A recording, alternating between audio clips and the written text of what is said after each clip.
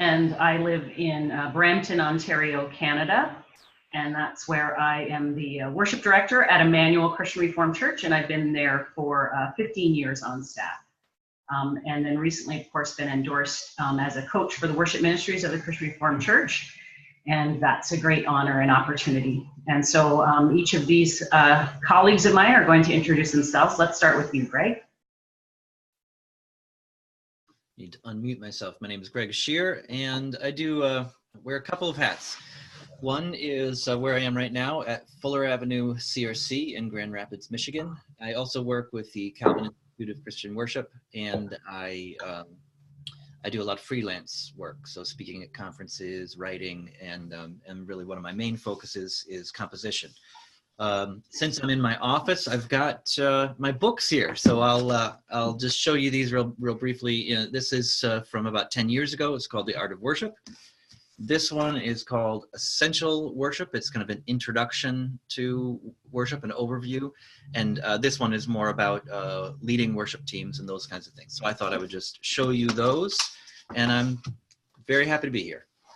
Great.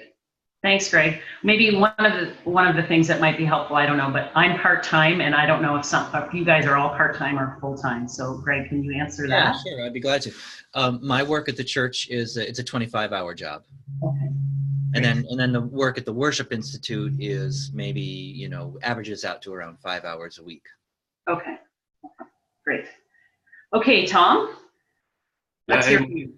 My name's Tom Dykstra. I have been involved in worship for 20 years or so, since the first time I brought my guitar to church as a junior high student. And I've served as a worship pastor for 12 years. I live in Olympia, Washington right now with my wife, and we are expecting our first baby in October, so we're excited about that. Right now, at the moment, I'm a part-time construction worker, part-time worship coach, part-time podcaster, part-time volunteer worship leader. And in most of those things, aside from construction, the thing I'm really passionate about is helping leaders and particularly worship leaders recognize how the way they plan and the way they lead can really reorient people to the gospel, and then just exploring practical, relevant ways that are, sincere and genuine to them in their particular context, engage with that. So I think song selection is a big part of that. So good thing to talk about today. Yeah, that's great. Cool. Chris, let's hear from you. Yeah, my name's Chris Walker. I'm just outside of Grand Rapids, Michigan, on the lakeshore of Lake Michigan in Grand Haven.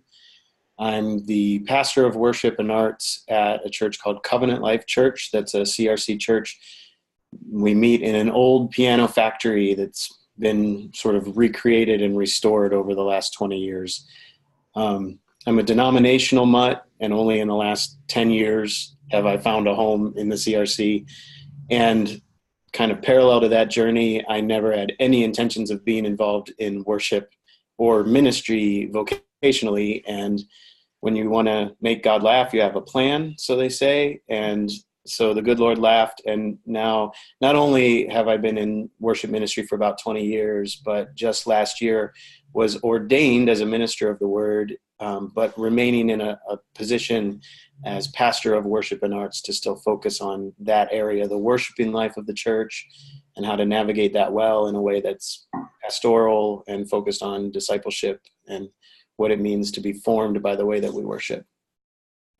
Great. Cool. So we have probably over 50 years of experience here between all of us. So I'm hoping that we'll be able to share some of the learnings for the people who are listening and watching. So I'm going to start with this first question that we talked about in this seminar and this webinar, and that is specific criteria for choosing new music. And I only know what my own experience is, so that's why it's really great to hear from some other people. Do you have explicit criteria to help you guide you in choosing new music? And is it written down, or is it more something just in your own brain and you know that implicitly? And I'm going to start with Chris. Yeah, we So we do have something written down. We didn't for a long time, and it would just kind of be as songs were talked about, we would kind of go, maybe we should teach that one. And there was a moment where I was like, maybe we need to like clarify what it is we're actually looking for in music. And there's great resources out there that others will probably mention, like from Constance Cherry and others. But when we looked at some of those resources and just had conversations I have a worship leadership team that's volunteers that kind of helps me think through vision and how we're going to accomplish things. And they lead worship regularly, week in and week out. We did come up with a Word document where we wrote some things down. So I'll give you the list, but it's not criteria.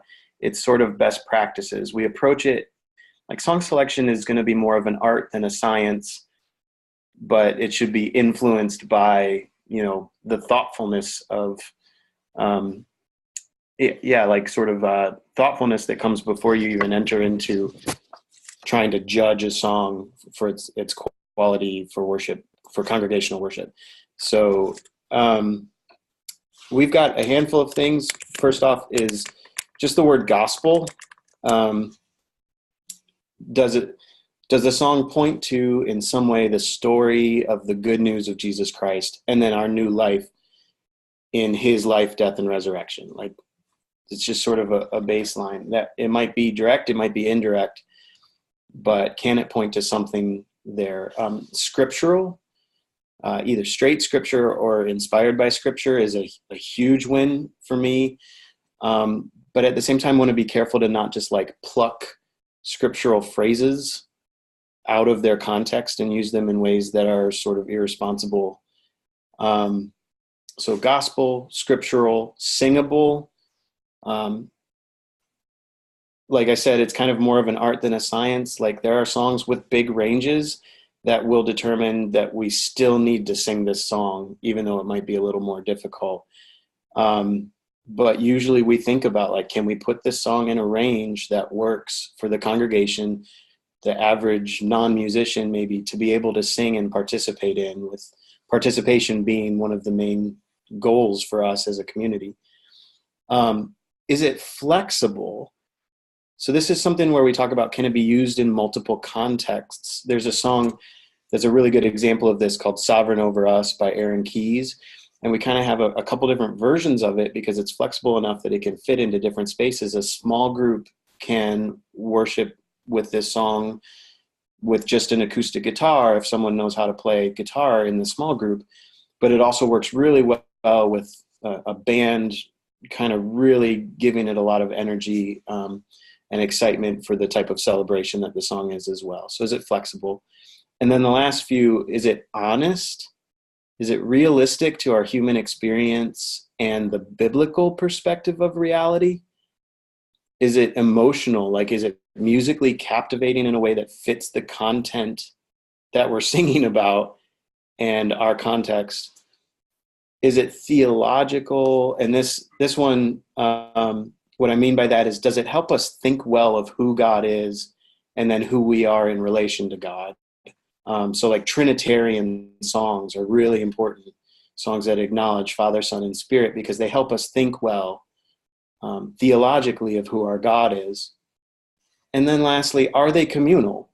There is a place for I songs, for me songs, to be sung in congregational worship. But I mean, if we can sing about us and we and who we are, that not only reinforces that we're a community, but it kind of pushes back against some of the consumerism that comes flying at us all throughout the week as well. So that's sort of our list: gospel, scriptural, singable, flexible, honest, emotional, theological, and communal. And there might be certain songs that are really good in some of them and maybe weaker in others that we still kind of go, you know what, this is worth singing. We want to sing this. But we definitely balance those out against each other. If we've introduced two songs that are honest and emotional and scriptural, but maybe there's not a lot of theological nutrients within them, then we better start teaching some that help steer us towards thinking well of God as well, theologically. So. Great, good, thanks. And thank you for summarizing those words, because I was trying to write them down and thinking about summarizing them. No, I think I missed one. And also, I appreciate at the end of that, you saying that there's a balance of things. So one song can't be everything. One song can't be everything. So thank you for that. All right, Tom, do you have some different criteria or something different to add to that list? Sure. What I appreciate about your list, Chris, is that it felt like encouraging and life-giving as a list, not like the elders when I was in junior high and it was Youth Sunday and we wanted to sing a song and it was like, us versus them. I think that inspires a lot of good conversation. And again, the balance thing is great. I think as a reaction to when I was, at that age and trying to get the songs that the kids like to sing into church, and having problems with that, I think I've resisted developing a really specific criteria. And I've seen a lot that were really rigid and, it doesn't check all the boxes, so you can't do it. When I think about a new song, I think about, on one hand, I'm a gatekeeper. Like I have to pay attention to red flags in a song, because you do have people suggesting a song that you have some concerns about. Sometimes I want to do a song that I have like a little conscience red flag, like you just really like this song, and it's probably not best for everyone in your church, and maybe there's things like paying attention to phrases that are just confusing or unnecessarily nebulous or ambiguous, or theologically questionable. Sometimes those are good opportunities to like dialogue about the art of a song, but sometimes they get in the way. One example I'm thinking of is, I just heard someone one time say, and they said, so-and-so told me they didn't know what the word Adonai meant. And that wasn't, I don't think we shouldn't do a song that says Adonai, but it's just paying attention to things like that if it's not somewhat clear what a handful of words in the song mean, we got to be ready to, maybe it's just the way you frame the song or introduce it, or whatever. But just so I pay attention to red flags that I get. And like I said, part of it is conscience too, and doing a heart check. Why do I really want to do this song? Can I stand behind it? Those kinds of things. And the other thing is, I'm a curator of, the scope of songs that we're singing. And so what I really look for in new songs are, on one hand, nuance. Like when I look at our whole repertoire of songs, what does this new song, or can I find a song that expresses a truth about God, something honest about the human experience and the life of faith, something meaningful that we don't already have words for, or we don't already have music for, and just trying to cultivate a well-rounded, what I would call a song vocabulary for our church. And I think, like Chris said, you may have a song that's more emotionally expressive, and then you have a song that's more theologically heady and thoughtful, but it's kind of creating that well-rounded group of songs to choose from. And then the other aspect of curating or choosing whether a new song it fits us, it's that is this song a good fit for our church? And that is, it's kind of hard to measure, kind of hard to quantify, but it's my role as a worship pastor or worship leader is to, the song should be an expression of the worship team, but also of, it should be reflective of who is in the room. And I guess we'll talk about that later when we talk about cultural context. But I just think sometimes we downplay, because the song is amazing on YouTube, or people really are getting into it when we watch the video. that doesn't mean that it's going to be particularly engaging for our church. And so just really having a thoughtfulness about, does it round out our group of songs, and are our people, is it going to come alive with us? And if it doesn't, am I willing to let go of it and try other ones? So.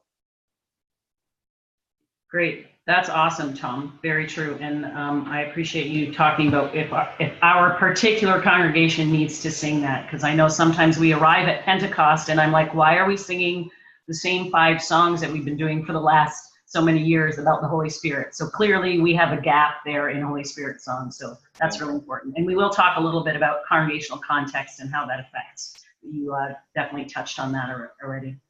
All right, Greg, do you have some things to share with us about criteria or how you choose songs? Sure.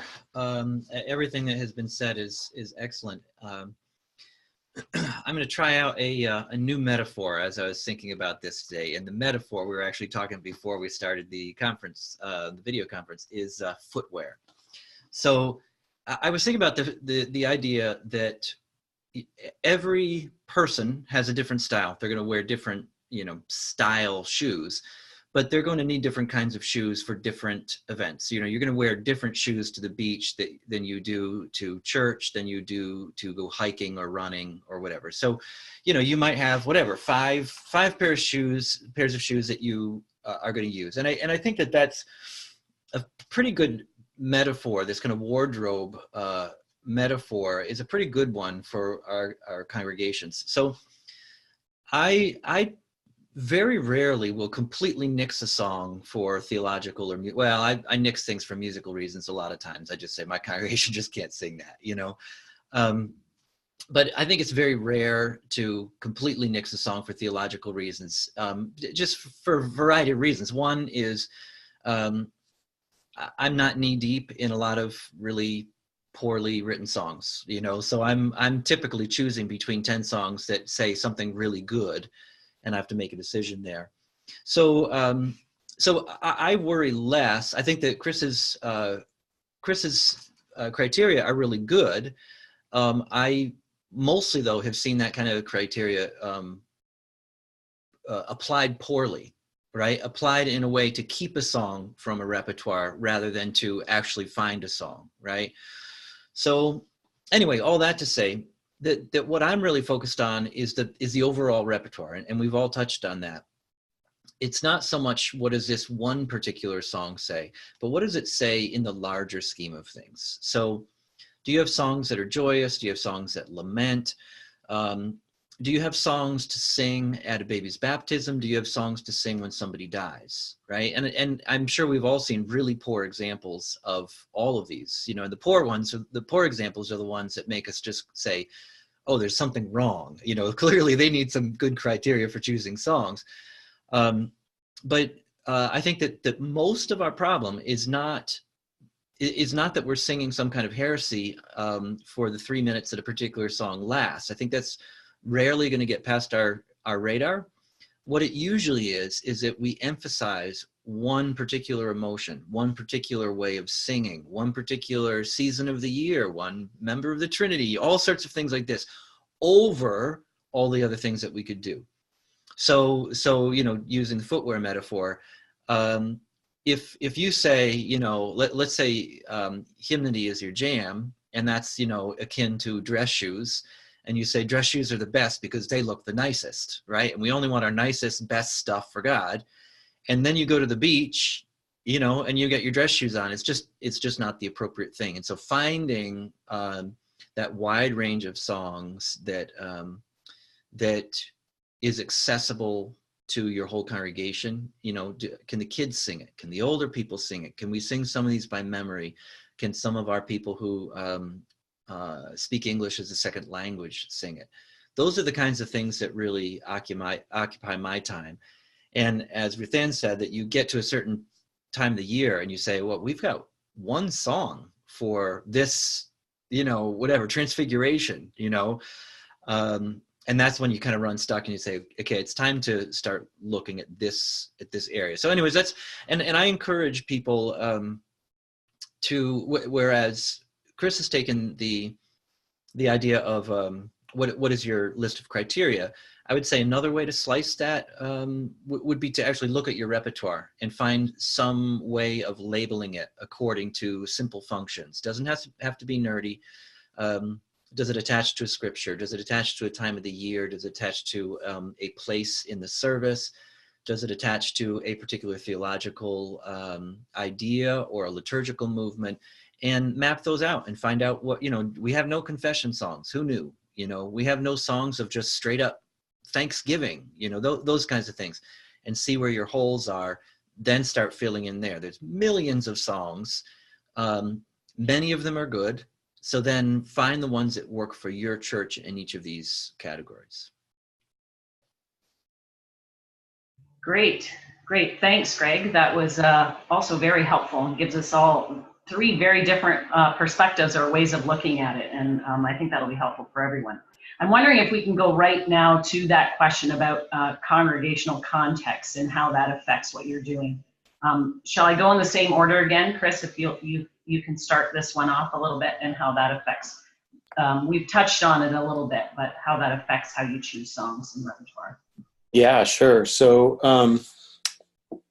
I'm in a suburban neighborhood that's mostly white, heavily evangelical, conservative sort of town here in West Michigan.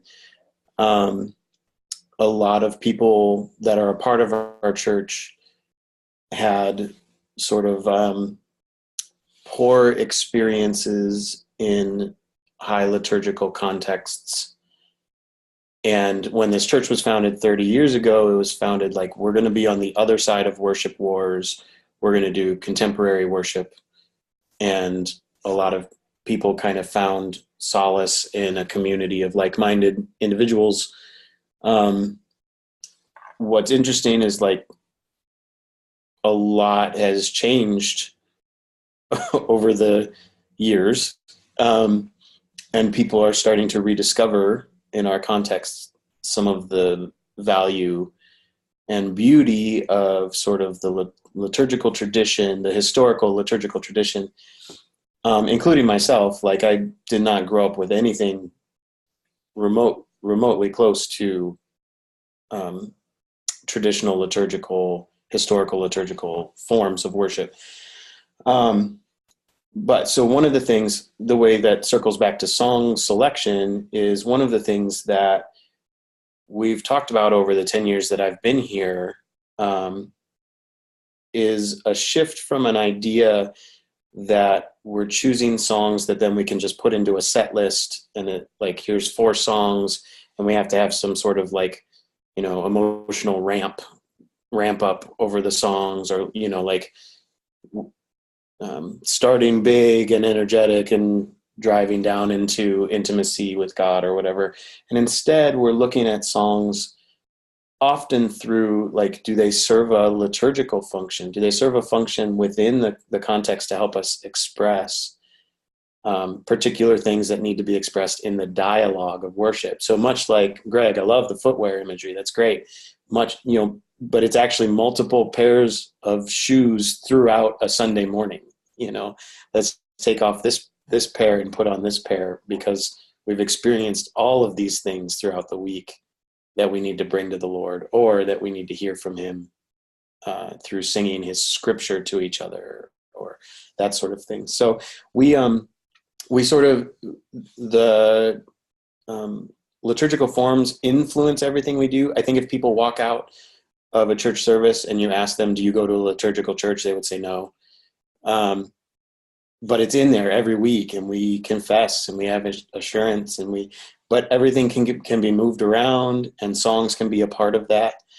One of the things that we talk a little bit about in worship planning with song selection is, so there was this musical called The Producers a handful of years ago, and it won the most Tonys ever for the Tony Awards. Hamilton didn't even catch them for the most Tony Awards. And it was written by Mel Brooks, and Mel Brooks in his thank you speech was thanking the author of the book for the musical. And he said, thank you for helping us know when this show needed to speak and when it needed to sing.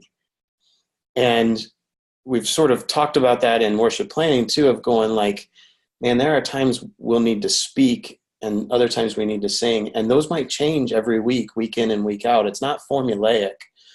So do we have the library of songs that we can choose from that can apply to each of these things? If we're walking in grieving because we have a funeral tomorrow for a dearly loved member of our church, does Sunday allow space for that because we've planned well with our song library and we have the songs available to do that? And we actually need to sing that instead of just say, hey, we're grieving, but actually like sing that, because that will help us speak the things that we can't just speak with words. Great. Thanks, Chris. That's helpful to know where you're at, where your church is at, and how that affects how you choose songs. Tom, do you have something to add to that? You had already sort of started this conversation at the end of your last chat. Yeah, I think I was alluding to just the importance, how essential it is to have songs that your church knows, as far as like helping people engage, songs that they can express without the challenge of having to learn so much. And I think learning in doing that every service is valuable. But just having that genuine, it's kind of, just being able to express because you know it well. We all know, like when you go to if you've been to another church, these days no church has the same repertoire, and so it can be so frustrating, or at least just like hard to jump in all the way. In our context, we're in Olympia. No one in town likes the same music. Everybody likes every kind of music. As far as church backgrounds, the church I lead worship at has been around for 12 or 13 years. It was kind of a young adults kind of a church plant. There's a lot of different denominations represented, but it was kind of that one. There was a pretty unified style back then, but it's kind of shifted as a church. It's not just college age and young adults people. It's a lot of people in their 30s, families in the 30s, 40s, and some older people, some younger people, a lot of kids coming up. But there's also a lot of musical talent, and with musical talent often comes like uniqueness of expression. It's not just like really simple, basic music all the time. And there's probably 4 or 5 of us leading worship and rotating through.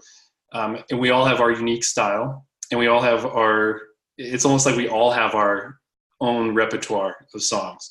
And there's a challenge with that, just where we've been talking lately and we notice it seems like the church is divided into 3 parts. 1/3 comes and they're just eager to worship, eager to participate. 1/3 comes and they're kind of like willing, if everything goes well and they kind of know stuff, they'll participate. And there's a 1/3 that just kind of, they're there. I don't know why, but they're in the seats and they're looking at us. And I think that the challenge is that all the volunteer worship leaders are busy people, and we're not really putting a lot into making sure that when we introduce a song, that so-and-so is going to do it over the next couple weeks. Because if I don't lead worship for another 3 or 4 weeks, I may not do the song again. So it's hard to teach a song. So I think I'm not necessarily giving solutions here. I'm just saying this is one of the challenges is how are we going to get unified in the song selection. On one hand, it's great that one leader has this style and this expression and this song really fits them. But I've been looking for ways to, like, when it's my turn, can I do that song that was just introduced? And it's like, I don't really want to, I like my songs. So it's kind of being like, no, I need to serve our church family, because we'd like to see it, not these 3 distinct thirds, but I don't think you can overstate just the tension that we're always navigating of familiarity versus unfamiliarity as far as, an entry point for people to worship. the more that they can latch onto and hold onto because they know it, the better. And so that's just a challenge that we're facing right now, and looking for solutions to. Yeah, solutions to that. I'm a big advocate of like centralized and unified worship leadership at the front. So what you're saying doesn't jive with me so much about having the three separate, because what you tend to get, at least what I've experienced and seen, is that then people like to come when you're leading because they like your style of music, right? And then it's less familiar for someone else. And if we're teaching 10,000 Reasons or whatever, and then you all aren't doing it consistently, right? There might be some disjointedness in the congregation. We don't have time to chat about that all right now, but that's something I would be interested in talking about. Okay, Greg, do you have anything to add there about context? So as long as you let me come back to cultural context, let me just pick up. I mean, we might as well just go where Tom was talking about, because I do think that's important. And so let me throw out a couple ideas. And not book promotion, but I do have a section in my book that talks about this, and what I hope would be general rules that could be applied to any church in terms of the balance of songs and all that kind of stuff. So let me throw out an idea, Tom. And that is this. If you think about your worship repertoire as a pyramid, at the foundation of that pyramid are the songs that people know well, all right? And it's going to be different from congregation to congregation. It might be 10,000 Reasons in your congregation. It might be Amazing Grace in another congregation. But these are songs that everybody's eyes roll back in ecstasy and they sing from memory, right? That's the well-known song, right? The heart song. And then the next level would be songs that work reasonably well, as long as that they're led well, and those kinds of things. So for example, in my context, which is a little bit, leans a little bit more heavily towards hymns, I could take a song, a hymn tune, and I could put a different text to it, right? So like we're talking about Transfiguration. What song do you have for Transfiguration? Well, maybe I take a well-known tune, and then I take a Transfiguration text, and I put it to that well-known tune. Now that's a song that my congregation could do very easily, but they might not go home singing it. They might have to really look at the words. It's not an off-the-page thing, right? Then at the very top of the pyramid, you get songs that are hard for some reason. It might be that it's a new song. It might be that it's a difficult song, worth learning, but difficult. It might be that it's a difficult concept. Like your church just doesn't sing about social justice, and they're like, what? There's this one song called For Everyone Born, and one of the things it talks about is, clean water. And people are like, what kind of starry-eyed 60s thing is this, right? We don't want to sing about clean water and food at the table and all that kind of stuff, right? It just kind of catches them wrong. So that's, the difficult for that reason. So that's the top of the pyramid. If you were to take your different groups, this is something I was developing when I was in a church that was in a similar kind of situation. If you were to take all your repertoire and label it according to how well known it is, all right? And I'm formulating this off the top of my head, like I can't remember exactly how the numerical thing would go. Yes, anything in the bottom layer, the well-known ones, would be a 1. Anything in the middle would be a 2. Anything at the very top would be a 3. And you give everybody, let's say, 20 tokens at the beginning of their worship planning, okay? And so they can do all the well-known songs they want. They could do 20 songs that everybody knows. They don't have time for that, so maybe they're going to do 10 songs in a service. Basically, you just say, all right, you want to do that brand new song? You're cashing in 3 chips for that, right? So what it does then is that, you work out the math in your own situation, how many points each song gets and all that kind of stuff. But basically you just say like, yeah, you can do that difficult song. All right. But that's way out there and it's going to cost you. And then you're going to have to just be way down at the foundation for the rest of the service. Is there rollover? Is there rollover for the next week? Or? Yeah, no. And I mean, I didn't do the whole, the whole math on it and everything, but no, I would not give anybody, they roll it onto you the next week and like, oh, you have to do all this simple stuff next week. But it would be a way of keeping people honest with that. And even if you don't do a specific system like that, I think that it's worth creating some kind of system. In my current church, we have every song that we do, we have it listed, the basic information, and then we have listed when we did it. And then we keep a tally in a column of how many times we've done it, okay? So that I can very quickly, as I look at a service and I say, this is getting a little bit off the page, right? I'm starting to wander here. I need to nail this thing down to some things that people know. I can go and I can sort by number of times songs have been done. And then, and the first thing I found out when we created that sheet was how many songs we had done over the last 3 years that have been done once, which you might as well not do it at all, right? In terms of actually teaching a congregation that song, that one time, I'm not saying it's not, that there's not such a thing as a disposable song, a song that you're going to use once with the knowledge that you're never going to use it again. But don't act as if this is one of your church's songs at that point. So I want to go into the things that are certainly above 5, but probably in the 10 and above range, where I could just say, okay, we need something that's just going to sing without any trouble. And I, the reason I'm geeking out on all of this kind of stuff is because I think it's one of the most important things that we do. You parade different repertoire in front of your congregation each week. They're never going to learn anything. There's never going to be a heart song in the congregation. This is not an indictment of your church, because I lived that reality before, where everybody has their own individual repertoire. And it gets really tough, I think, on the congregation. And then we say 5 years down the road, my congregation just isn't singing well. Well, it's because they don't know anything well. So they're not going to sing with you because they're just not confident. But anyways, that was going off on like the statistical model of worship planning.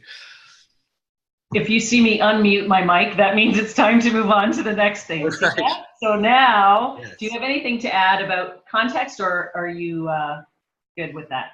Let me just say just something real quick. As everybody has said with these things, it's not really an either or kind of situation. So here's how I like to think of it in terms of a principle. I like to think of the congregation as having a sweet spot. And you need to know what that sweet spot is. What are the 10 songs that they can just sing, at a fellowship dinner, someone starts singing the song, they can sing a couple verses of it by memory. So what's that sweet spot?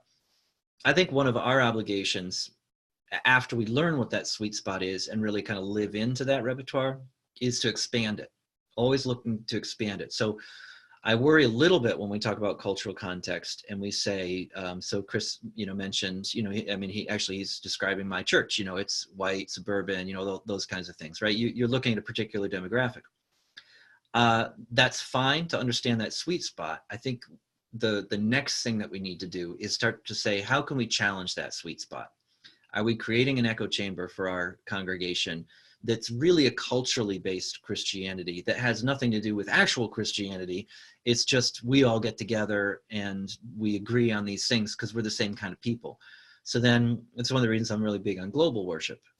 It's a way of us hearing voices of other kinds of Christians and having it be a corrective for us. So so I guess that's what I would add to that cultural piece. Okay. Yeah, that's helpful. Thanks, Greg. Because one of the questions that I wrote down as I was thinking about, our cultural context and how that affects, for sure, how I choose things. I know what they'll be able to sing. I know what they like to sing, those kind of things. But do we also go outside of our context intentionally when we want to sing lament, or if we want to try black gospel when we're not those people, or if we want to sing an Egyptian tune or something? And completely out of our context and out of our comfort zone, there are probably times when we ought to do that and not just do what works for us perfectly. Okay, so there's 2 more questions, and they're kind of related. And the one is about introducing new songs. You have strategies on how you do that. And the other one is about guidelines for how often you introduce a new song. So you might be able to combine those a little bit.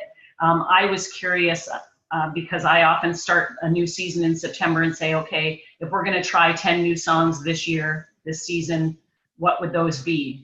And does that seem like a terrible number in your context, how many do you actually have a number? How many do you think is a good number for new songs? And then how do you teach them? How do you encourage your congregation to get ready for those songs and then also to be able to sing them in worship? So Chris, we'll start with you. Yeah, sure. We tend to think seasonally about a lot of things. And what I mean by that is not liturgical seasons necessarily, but sort of the fall season, the spring season, the summer season. Winter doesn't get a season. We think of these three in a row. I respect its power, but I don't want to give it its season. So the fall season, we kind of look at that, for those 3 months leading us into Advent and then towards Christmas celebration. What's our journey overall for that season look like? And so at the beginning of summer, I've got a playlist floating around to my worship planners. I'm asking worship team members and congregation members for what songs are resonating with them, or what songs haven't we sung in a long time that maybe need to come back. And I'll have a Spotify playlist or YouTube playlist just in the hands of our worship planners to sit with, and we kind of curate what we think our songs will be for that next season, for the fall. And then as we're approaching Christmas, here's a new playlist for what's going to happen in that spring season, where we sort of crescendo out of winter towards Easter, and then summer as well. Now, as far as introducing those songs, it seems like we're introducing a new song like every, 4 weeks to 5 weeks, but it's not formulaic. It's not once a month necessarily. And some of those new songs are, let's do it once because it's appropriate, and then let's see if it was just a song for the moment, or if it was a song that we're supposed to continue to learn and sing forever and ever. Amen. When we would introduce a song, we used to have sort of a formula to it of let's sing it 3 weeks in a row and give it a week off and sort of reevaluate, and then bring it back after that week off. And then we can kind of go, are our people picking this up? Is it making sense? Now, we don't have hymnals. And so even if we're going back and singing hymns, there's a question of evaluation of, okay, how many of our people actually knew that and are locking onto it, so that those that didn't can learn it well and it can become a song for them. Here's one of the things that we're actually reevaluating right now, though. We're in a cultural context where people come to church once every 4 weeks on average. So teaching a song for 3 weeks doesn't get, you get the majority of your congregation once if you do that, as far as sort of that middle and fringe part of the community. The core will hear it all 3 times, and really start to get it embedded. And you want your core to be able to sort of take ownership of those songs. But what does it mean for teaching songs? What are other resources and ways that we can try and get songs out there? Does it make sense to film me in my office doing sort of an acoustic version of a song and send it out to the congregation? Hey, here's a new one we're going to be learning in this season. Or do we just say, hey, you missed it because you only came once for a month. Good luck catching up. That doesn't seem real hospitable, So we're actually trying to evaluate, but it's kind of like the formula for, let's make sure we do it 2 weeks in a row, or 3 out of 4, or 3 weeks in a row, isn't really doing what it used to do 6 years ago. It was really helpful 6 years ago.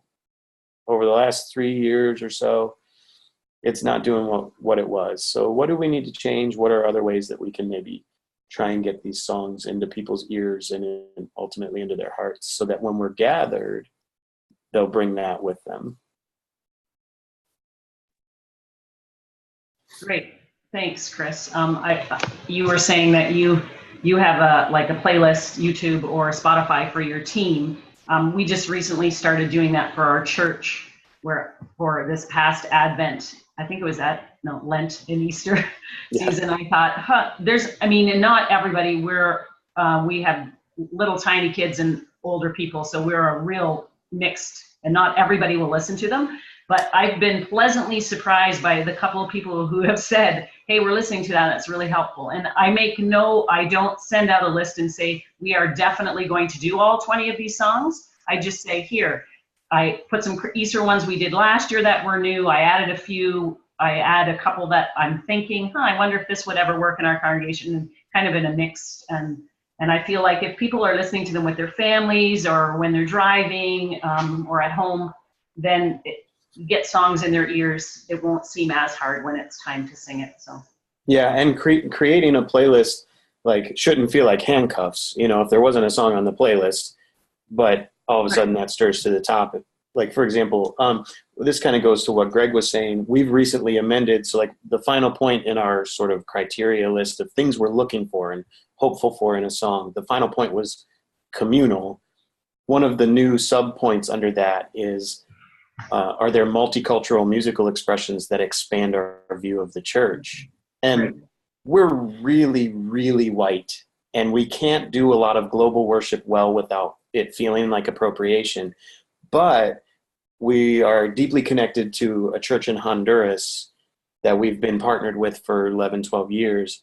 And to say to them, hey, what's one song that you sing that maybe we could sing in Spanish and English? mm-hmm. That's really simple. And my friend Mauricio helped me out. And then like that wasn't going to show up on a playlist anywhere. But all of a sudden, as that partnership went through some different phases in our relationship together, that song has now kind of entered into our worship repertoire as a connection to our friends in Honduras. So, yeah.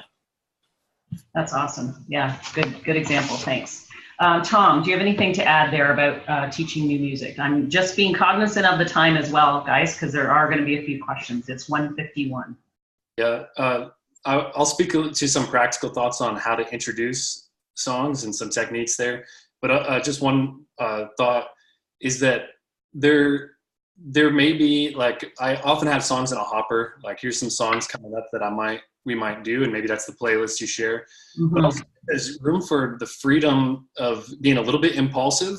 You know, as a worship leader and planner, maybe that this one week I just hear a song and I'm like, wow, I really want to do it because I really like it, but it also just feels like it means something, maybe for our church family. And I've done it where I introduce a song impulsively, as long as I had time to rehearse it and kind of internalize it myself. That ends up becoming a favorite, at least for a season. The one I'm thinking of just offhand is Brian Dirkson's song, Welcome to the Place of Level Ground. It's a really unique song. It's worth checking out, but for a season, it became just a really special song of clearly communicating the gospel. But anyway, back to practical tricks. These are like some unwritten rules, right? Like, don't start with a new song. You could, but generally don't start with a new song. Maybe don't end with a new song. It can be a good idea to follow a new song immediately with a really familiar song, like a one on the pyramid, so that if people kind of were like having to work really hard, then they kind of can kind of re-engage with a real familiar song. Put a new song in a spot in the service that it just really makes sense, thematically. And that'll help. Like it takes the pressure off participation and allows you to just sing along with, or at least follow along because it matters. The theme makes sense where it is. And then, sharing the song ahead of time on social media, maybe it's, you playing in your office on an acoustic guitar, or it's a YouTube video or something like that.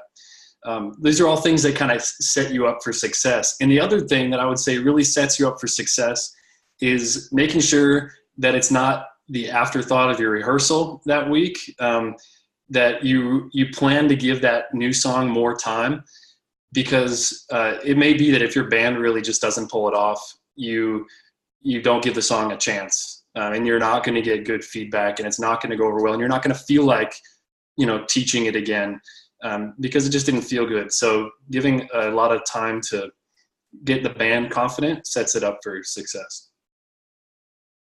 That's awesome. Thanks, Tom. We practice new songs like for weeks before we actually do it, just because we want to all make sure we're comfortable with it. And I give them a lot of heads up, and people can fiddle around at home too and practice and really kind of live into it themselves. So Greg, do you have anything to add? Yeah, just quickly say a thought about the actual leading of the song. I find a lot of people take a posture of, two problems. One would be a posture of teaching the song, okay? Like where you say, here's how the song goes, sing after me, right? And it becomes like this teaching moment, and it doesn't feel very worshipful. And I think that we don't have the context to do this right here. But I think, you can do this kind of thing where, I'll sing the first verse for you. And then you say immediately, let's sing that together, right? You immediately go back and repeat that without going on to the chorus, right? And then you say, listen to the band, sing the chorus for you. And, so you just kind of trade it off, and you basically, without ever stopping the flow of the song, you're feeding the people each line that they need for the next thing. So that's just, good leadership. The other thing is to remember that congregational song doesn't have to be all or nothing. It doesn't have to be, that it ceases to be a congregational song if the leader takes a significant portion of it. So it's okay for the leaders to sing the song, during the offering one week, or to just teach the verse or the chorus one week. And I would rather, a real easy trick would be for you to sing this, say, during, a special music time. And then you've now done the chorus 4 times. And you say, and you repeat that chorus the last time, which feels so good on many songs, and you just say, join with me, right? And basically at that point, the congregation is just chomping at the bit to sing the song. And so now, instead of kind of forcing them to fail, they're asking you to take part at that point. So just finding ways to just hand the thing off to them gently, but confidently, I think is a really important thing about teaching the song. That's great. Yeah, thanks, Greg. I'm thinking about songs that have verses and chorus and bridge. When there's 3 separate things, I might leave the bridge out the first 2 times that we sing it, and then they want to go home and listen to it, and they're like, oh, I hope we're going to sing the whole thing sometime, and then they know it. And also giving them permission not to sing. I think sometimes the difficulty is you're allowed to listen. You're allowed to listen and take in the depth of the words that way, and then giving them permission. Also introducing a new song, like with a story or with a connection to someone in your congregation or as a testimony, just goes so far in helping people be open to learning something new. I think that we should get to those questions. I see that there could be 6 there. Hey, Diane? Yes, we do have some questions, and I'm going to go back to one that came early from Renee. Renee is asking, and I'll ask just probably 1 or 2 of you to respond to this so that we can try to get through all of them. And also I'll quickly say that if your question does not get addressed today, don't feel bad. And in fact, keep sending them, keep typing them in. Next week at the same time, same station, 1 o'clock, next week, May 15 on Wednesday, 1 o'clock Eastern time, we're going to do another webinar just like this, a panel discussion on choosing music. It's kind of a follow-up to this one. We will have 4 different coaches, even though I'm sure we could have continued this discussion again too for several hours because it's been really good. But the question from Renee here is, what responsibility do we have to look at the producers, authors, or the creators of the song? For example, there are questions regarding the scriptural integrity of the leadership and theological stances of Bethel and Hillsong churches. How do we navigate through these concerns? Go for it. Wowzers, I don't want to answer that one. Anyone want to answer that one? So I did not know that. I've heard in passing that elevation worship, there's things that aren't just as accurate theologically as we would want them to be. And so does that mean we don't sing those songs? That's the question, is what I'm hearing. Does anyone want to take that one? Well, I don't. Yeah, go ahead. I don't really want to take it, but I just want to say that what I hear though is even if the song is theologically okay, if the creators or the denomination or if there are concerns about their theology and the things that they're communicating as truth. Should we do it? And so I guess I want to say that whatever our theological stance, we have to be humble about, we're going to get to heaven and have a big conversation about what was right and what was wrong. And we're going to be like, oh, the Methodists got that one, we have to have a sense of humility that we don't know everything. And I think that really what that means is this, rather than vetoing a particular church or strain of worship or something like that. I mean, I have, my own concerns about lots of things, and that those could be theological concerns, or sometimes people will have questions about, the lifestyle of a person who has written a song. And in all of those cases, I think we need to think, well, what do we have in common with them? So I might not be loving on Hillsong all the time, but if I think that they have a good song, I'll use that song because it's going to be appropriate in my worship. Now, if it gets to, to be something that, there's some kind of public scandal, everybody knows about it, and they just can't even sing that song in worship, well, then that's more of a pastoral concern. But in terms of choosing a song, I would say just take the song based on the song. Don't try to read into the theology of it. Just say, is this appropriate for us? Does it say what we would like to say theologically? And then if the answer is yes, then if it would pass Chris's test, use it. There's sort of that phrase you sometimes hear that all truth is God's truth. I think we need to be more thoughtful and faithful than just using that as a blanket statement, but we can be surprised where signposts pop up that point towards God, and they can come from non-Christian sources. And I think they can come from Christian sources we might not agree with a ton as well. I think Greg's right to point towards the pastoral responsibility there of kind of saying, if I bring this song into my context, kind of going back to Tom's idea of being a gatekeeper, if I bring this song into my context, what does it bring with it? We will still look at those songs, and we sing some of them from some of those communities, but in the same sense, we can't just go, oh, this is in a hymnal, it's going to be great. There's plenty of lousy theology in hymnals too. So it's always that pastoral, thoughtfulness and faithfulness connected to it, regardless of the source. Yeah, thank you. We do have an observation from Diane Ritzma, and this is really directed at Greg. She really appreciated your example of the pyramid, and just noted how that was a great thing, probably for multiple churches with multiple worship planners. Mm-hmm. We're going to address this next question from Ellie. She says, as you curate your church's repertoires and song diets, what themes and topics do you find are lacking? We'll start with that one.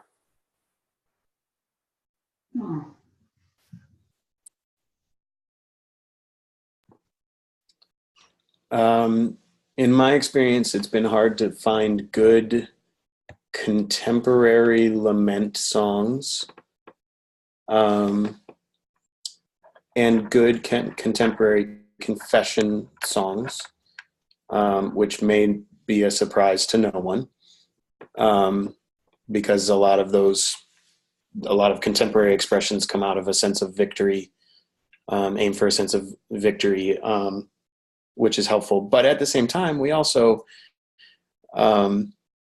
we had a moment a couple of years ago where we realized we didn't really have songs. We leaned so heavily on good expressions of theological truths, of God's goodness and glory. We didn't really have any songs that just said, Jesus, I love you. We didn't have any, really, that were less than 20 years old. And so we started on a search for those. And that's something that we kind of realized, we were missing some just really emotional heart expressions for all that God has done for us in his grace. So we had experienced a number of times not finding enough, and probably a little more contemporary songs about loving each other. Lots of songs about loving and praising God. So we come up with Multiply Your Love, which that's a heart song for us. We've sung it so long, but we're looking for something else now. And They Will Know We Are Christians by Our Love is even older than that yet. And so trying to, another song like that, or more than one, would be great. Greg, if you could get on that. I would echo what Chris said. I'm not sure if it's that contemporary songs don't do those things or if they're not cataloged as easily. So if I go to hymnary.org and I search for something, I'm searching, it's, a metadatabase that is searching actual hymnals. All right. And because most contemporary songs aren't in hymnals, generally speaking, it's weaker representation there. It's always a question to me, am I not finding these contemporary songs because they're just not cataloged well? If I knew, somebody that really knew the repertoire well, they could say, oh yeah, we've got that Transfiguration song. We got you covered. So I think that's one of the things. Another weakness would be contemporary songs that map out to different times of the years or different actions in a liturgy, because it tends to be that contemporary songs are used in praise sets rather than as ritual music, something to accompany the communion or something like that. The other thing, this is a little bit more subtle, but I find that non-white musics do a better job of mixing genres. So for example, Precious Lord, Take My Hand. If you're to try to catalog that, what is it? Is it lament? Well, maybe. But what I love about a lot of Black gospel, for example, it holds together joy and lament simultaneously. The kind of European white tradition tends to be a little bit nerdier, right? So it says, this is going to be a confession song for use on Transfiguration Sunday, right? And I find this a lot with things that come out of the CRCNA in the area of lament. They just feel overbearing to me. It's like, all right, throw on the brakes, and now we're stepping into a time of lament. It doesn't feel natural. If you go to a Black church, you have this sense of it's all lament and it's all joy, but it's simultaneous. And I'm still trying to tease out why that is. Is it simply because this is a group of people that, as a whole have experienced that more? Is it my experience of a different ethnic group? I'm not sure exactly what it is, but I do find that when I go into global and ethnic resources, even folk resources like Irish or something like that, I start to find things that feel a little bit more natural to my experience, in the sense that all of those emotions are rolled up into one. So that's the one thing I find missing a lot in my own and my own church's repertoire. Okay, great. I'm going to, we really only have one more question, and I'm going to address this, and maybe Tom can start with the answer, and then maybe one or two of you can chime in. We do know that we're going long, and if you have to leave, we thank you for attending. But here's the last question. What are your go-to resources for searching for specific song themes? And along with that, this Ellie is asking, how do you use that to fill in some of the gaps that you identified previously? Yeah, I don't know if I have like a great way to find exactly what you're looking for. But I think about something I used to do as a guitar player. Every time I talked to a guitar player I respected and like thought they're great, I would ask, what's your favorite new trick on the guitar? Or if you ask everyone who loves to read, what's your favorite book? You get a lot of you always have a good book to read. So I wonder about just applying that to your network of worship leaders. As general as what's your favorite song in worship right now, you're going to have a bunch of decent options for new songs. You could get more specific and say, hey, pastor's doing a series on the Holy Spirit, and we've got one song. It's called Holy Spirit. We need more. Like, what's your favorite Holy Spirit song? So maybe just something like that. Great. Anyone else? Go ahead, Chris. That's what I do. There's friends that I trust. I trust their ears and their hearts and their faithfulness, and I'm just constantly asking them. And sometimes those are groups on Facebook. I'm part of the Liturgy Fellowship group with some of these friends here, and it's a large group of worship leaders. And when one of them says, "Wow, I just ran into this song, you guys should check it out," I'm paying attention to that, Or Greg is a songwriter, or I've got another network of worship leaders here in West Michigan on the Lake Shore that I'm a part of, and I'm constantly asking them, and they lean in a totally different direction than Liturgy Fellowship does. So I've just got these different pockets of people that I trust, and I'm just constantly asking them or listening for when they want to share. So I think Tom's spot on that one. All those are great ideas. I would add to that, if you can get a good cataloging system. And I feel like this has kind of fallen by the wayside for me recently. It's just more catch as catch can. But if you can have this, the constant in pile of songs, whether that's a virtual in pile of YouTube videos or if it's a stack of music, that in pile comes in and then it automatically goes somewhere. Either it goes in the trash, don't like it, never going to use this song, or it goes right in the file. You say, oh, this is the perfect praise song for Easter. Right? It goes right in the file. And then when you go to start looking at Easter, you open up that folder and you say, oh, there's the song. That's the one that we're going to do this year. So kind of adding a system to whatever it is you do for your collection, I think is an important step to add.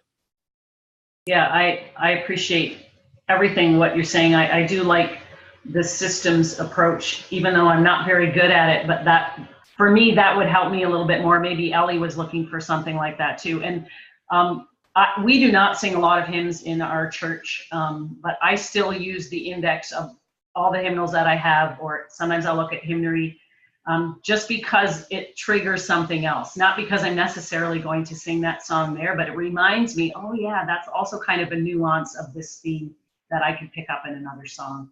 So, but I like your, having a system as well. I think that's helpful. Great, thank you all. And just to remind you too that we do have our Facebook group. I think most of you are a part of that, the Worship Leaders, the CRC Worship Leaders Facebook group.